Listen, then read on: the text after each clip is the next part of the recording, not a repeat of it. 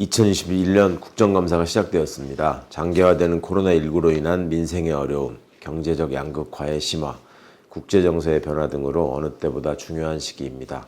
여야는 머리를 맞대 민생 문제를 해결하고 대한민국의 미래를 위한 치열한 고민과 경쟁을 해야 할 것입니다.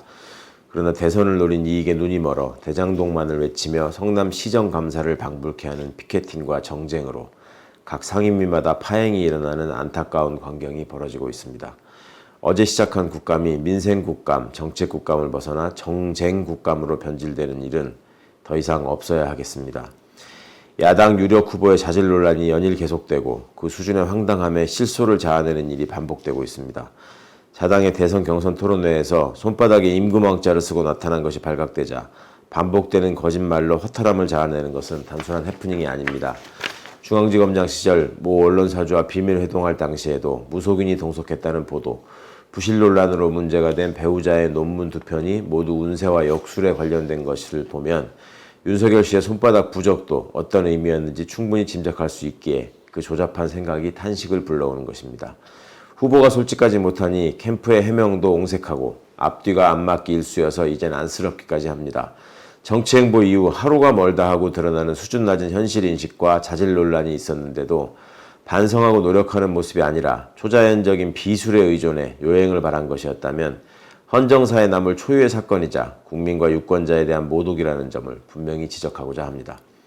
윤석열 씨는 공정과 상식을 회복하겠다며 정치인문의 명분을 만들려 했습니다. 그러나 그가 검사로서 살아온 과거와 지난 수개월의 정치 일정에서 보여준 모습은 감히 공정과 상식을 운운하기에는 너무도 동떨어진 것이었습니다.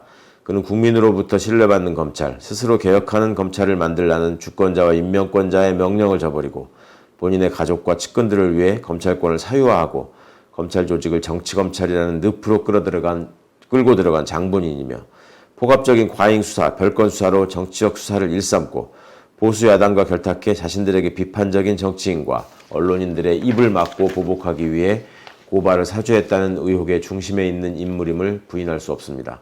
정치에 뛰어든 이후의 모습도 전혀 달라지지 않았습니다. 공정과 상식에 정면으로 반하는 비리와 특혜가 거듭 지적되어도 모르쇠로 일관하거나 되려 국민을 상대로 호통을 치는 오만방자한 모습을 보이는 것은 물론이고 못된 버릇을 버리지 못하고 정당한 의혹 제기에 재갈을 물리기 위해 우리 당 김의겸 의원을 비롯해 공익제보자와 언론을 향해서까지 고발을 난사하는 모습을 보여 공정과 상식 캠프가 아닌 고발과 억지 캠프라 불려야 할 판입니다.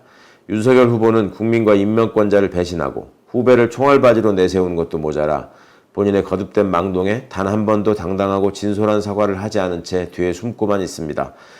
도대체 무엇을 위해 정치 얘기를 들어섰는지, 그것이 국민을 위한 길이었는지, 사익을 위한 길이었는지 다시 한번 뒤돌아보기를 바랍니다.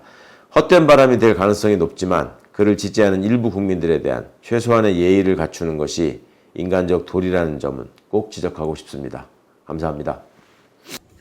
퇴직금으로 50억 받은 곽상도 아들, 정체가 모호한 100억을 받은 박영수 특검 친척, 특혜 분양 의혹을 받는 박 특검 딸, 변호사법 위반 의혹이 제기된 전직 대법관, 국외로 빠져나간 실질적 대장동 민간개발 설계자 중 하나였던 국민의힘 청년위 부위원장 남욱, 그에게 무죄 판결을 내려준 최재형 전 판사, 우연이라 우기지만 우연이기 어려운 화천대유 소유자 누나와 윤석열 부친의 수상한 부동산 거래, 그리고 그들에게 돈과 아파트를 제공한 전직 언론인 화천대유 대주주, 파면 팔수록 고구마 줄기처럼 줄줄이 드러나는 국민의힘과 전직 판검사들, 오로지 커넥션 수단으로 기자증을 이용한 사이비 언론인의 유착관계가 만천하에 드러나고 있습니다.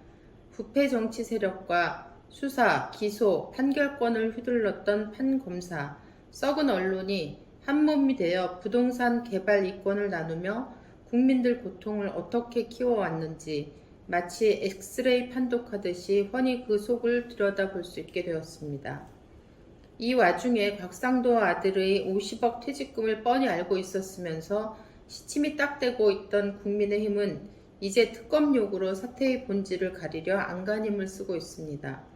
특검이든 검경 수사든 대장동 비리의 전모가 드러날수록 국민의힘이 부동산 비리 몸통임이 더욱 확연하게 드러날 것입니다.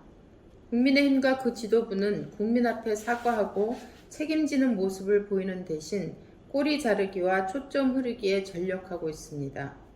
임대료가 밀리고 매출이 바닥을 쳐 생을 마감하는 소상공인들, 하루 일당이라도 벌어보려고 밧줄에 몸을 맡기고 고층 건물 청소하다 추락하는 청년들 앞에 부끄러움을 모르는 정치는 끝나야 합니다.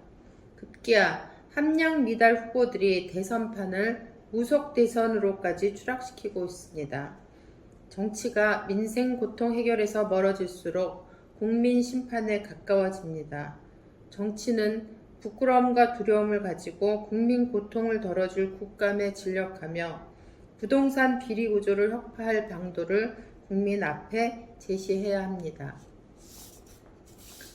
김건희의 부실 논문과 관광경영학회의 논문 조작 비리 등으로 대학 연구윤리가 처참하게 무너지고 있습니다.